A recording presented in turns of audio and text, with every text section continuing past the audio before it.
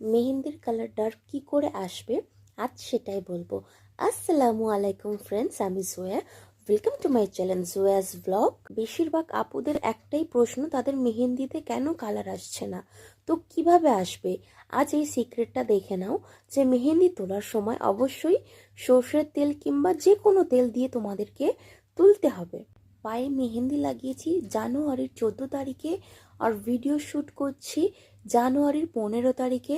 আর টাইমটা তোমরা নিশ্চয়ই দেখতেই পাচ্ছ কখন শ্যুট করছি।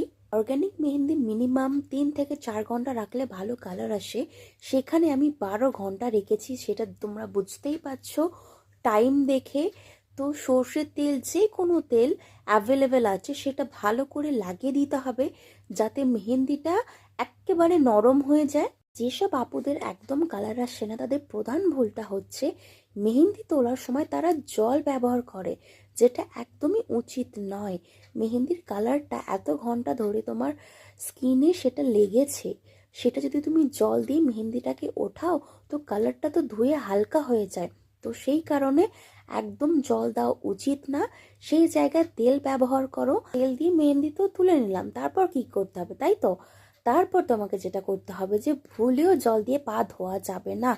কমসে কম 2 থেকে 3 ঘন্টা একদম পা ধোয়া যাবে না, এটা যেন মাথায় থাকে। তবেই কিন্তু তুমি একটা ভালো গাঢ় কালার তুমি পাবে মেহেন্দির। অর্গানিক মেহেন্দির এটাই খাসিয়াত। তো এই নিয়মগুলো মেনে চললে ইনশাল্লাহ তুমিও ভালো ডার্ক স্টেন পাবে। আমি যেমনটা বললাম সেইভাবেই যদি তোমরা মেনে চলো, ইনশাল্লাহ তোমাদেরও এত সুন্দর কালার আসবে। তো এটা তো জাস্ট ফ্রেশ কালার, দেখতেই পাচ্ছ। এরপরে যত ঘন্টা যাবে কালার তত গাঢ় হতে থাকবে।